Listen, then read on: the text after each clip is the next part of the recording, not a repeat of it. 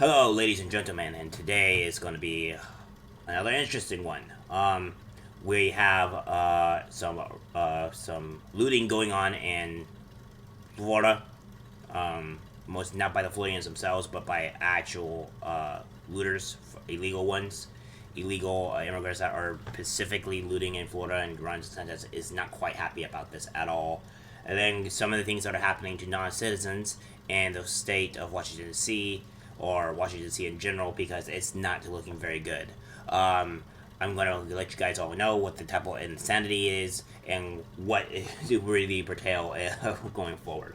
Alright, guys, without further ado, let's get right into it. They need to be sent back to their home country. Ron DeSantis tears into illegal alien looters who should not be in the U.S. at all after they were arrested for ransacking homes devastated by Hurricane Ian. Florida Governor Ron DeSantis revealed Tuesday that 3 of the 4 looting suspects arrested in Lee County were in the United States illegally. The Republican executive made the revelation during a news conference in Fort Myers on Tuesday as he gave an update about the response to Hurricane Ian. DeSantis focused on law and order in Southwest Florida and drew a connection between that at his deposition to President Joe Biden's immigration policies. These people are foreigners that are illegally in our country, but not only that, they try to loot and ransack in the aftermath of a natural disaster, DeSantis explained. So you're kind of seeing here what's really going on with what's going on with Ron DeSantis. The no trespassing loot is shot, and I kind of agree with this point. I'll continue with this one other sentence and say my piece.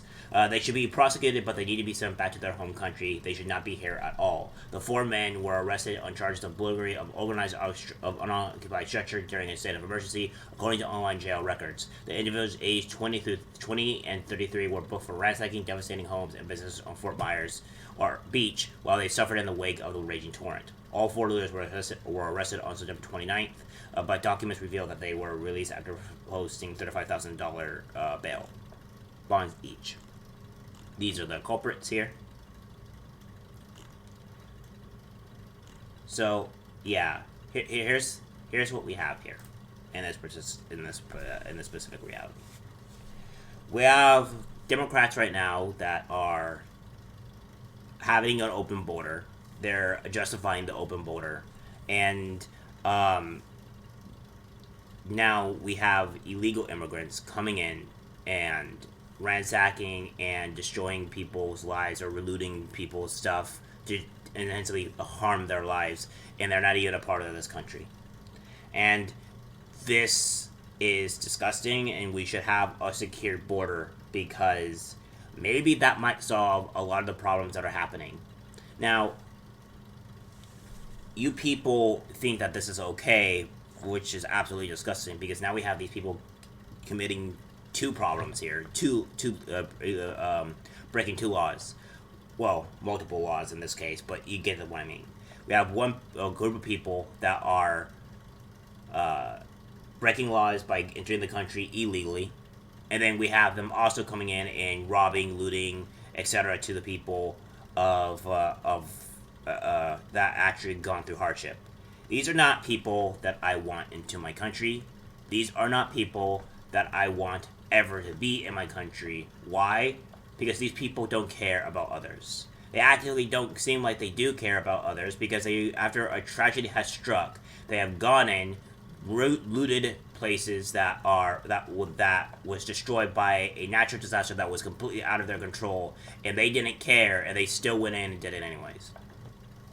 This is the problem with people that want to allow this random people coming into our country. These people also don't look like they're poor. They also don't look like they're in dire need of food. They don't look like anything.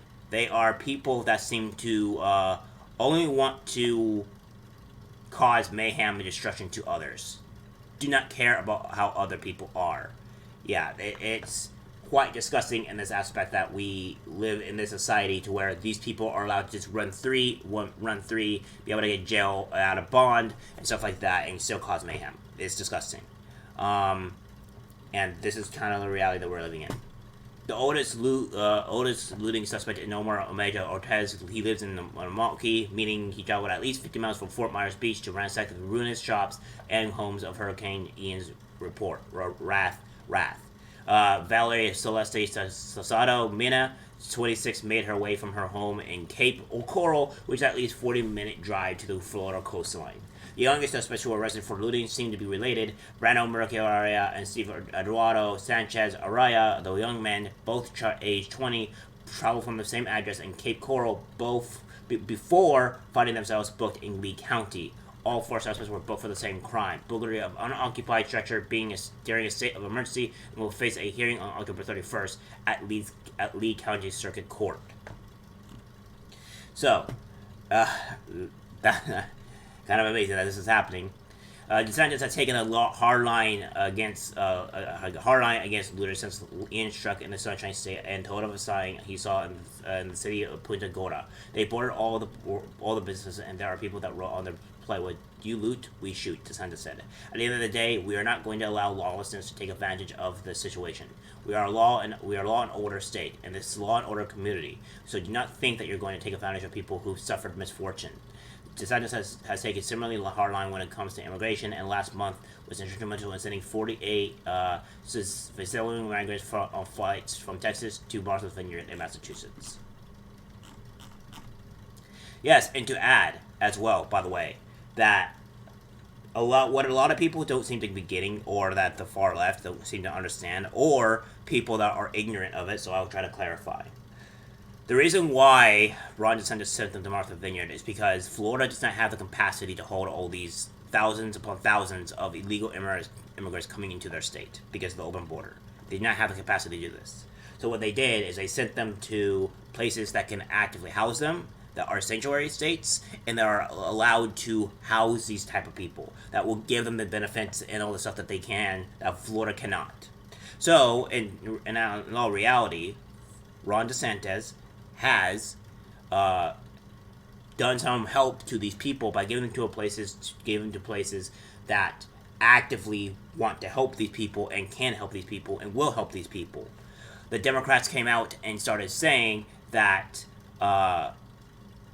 started saying, yeah, we don't want these people here. It's a state of emergency after they sent like 50 people to Martha's Vineyard, which is not even a quarter or a fraction of the amount of how many people are in Florida, and God forbid that doesn't even count Texas, which is even worse than Florida. And then let's not talk about on the bigger issues that Florida is having besides just a devastating hurricane, which I hope people are honestly okay, and I hope after this devastating people can have their lives fixed relatively quickly. The Democrats wanted these people out of there. They shipped them out. They trafficked these people out of here, and they exposed the reality that what they are. All right, that's just the way it is. Now, I have another story for all of you guys in this particular moment. We have D.C. City Council Committee approves bill allowing non-citizens to vote. And this is where we are. This is where our country is heading. Democrats are causing a complete mass destruction. Now, I will go over this and I will explain this very briefly on kind of what this means for people that maybe not know or exactly what it potentially may pertain, or what could maybe be ignorant of what's potentially happening. And by the way, when I say ignorance, I do not mean to demean you or put you down. Most people in this country, I think, are ignorant on some of the things that are happening around in it. And that's okay. You guys have lives. You people have things to put a foot on the table, with the inflation being a massive problem. You guys having to work, some people having to work double shifts to feed their families. I understand. And you don't have time for the politics stuff. You just see what was really, truly affecting you, and you want to try to fix it because you don't want the hardship anymore. And I understand. And you being ignorant of some of these things, it's okay. I am here to help guide light and show you what's really going on in your country, so you can make better decisions for yourself. Like I said, I have given you guys the tools. It is up to you whether or not how you deal with these tools or use these tools to better yourself, your family, friends, etc. So, Washington, D.C. County Committee has just advanced a bill that would give non-U.S. citizens the right to vote. The measure was approved with a 12-1 vote on October 4th by the Committee on Judiciary and Public Safety. The Local Resident Voting Rights Amendment Act of 2021 would be armed at the 1955 law to allow non-citizen permanent residents to vote in local elections. According to the bill, non-citizens would be able to vote in an election for mayor, city council, attorney general, state of boards of education, or commissioner. Should the bill pass, non-citizens will be able to cast the ballots for any initiative, referendum, recall, or charter referendum on the district ballot. The only council member to vote against it was Mary J.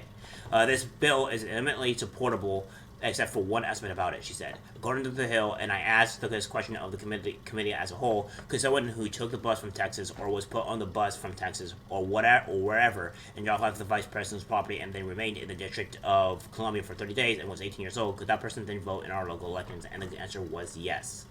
The Hill reported she voted against the bill, wanting a longer threshold for residency than the 30-day benchmark.